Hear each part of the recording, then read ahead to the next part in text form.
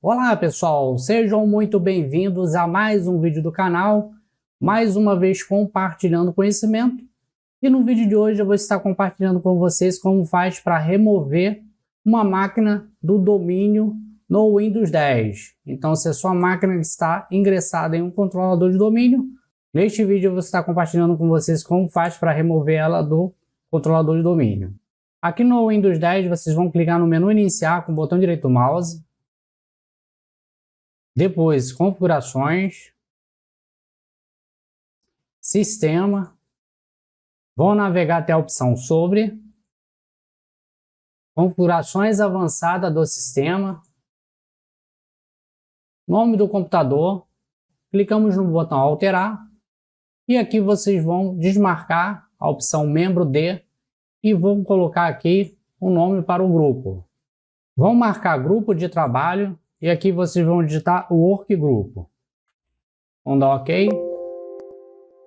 Após deixar o domínio, você precisará saber a senha da conta de administrador local para fazer logon no seu computador. Então vocês vão precisar da senha do administrador deste computador aqui. Vão dar OK. Ele vai solicitar agora as credenciais do administrador do domínio. Vocês vão digitar aqui administrator. Exatamente assim, administrador, e aqui vocês vão inserir a senha e vão dar um OK. Beleza, deixa eu minimizar aqui, vai aparecer essa mensagem aqui, ó, bem-vindo ao grupo de trabalho Workgroup, vão dar OK.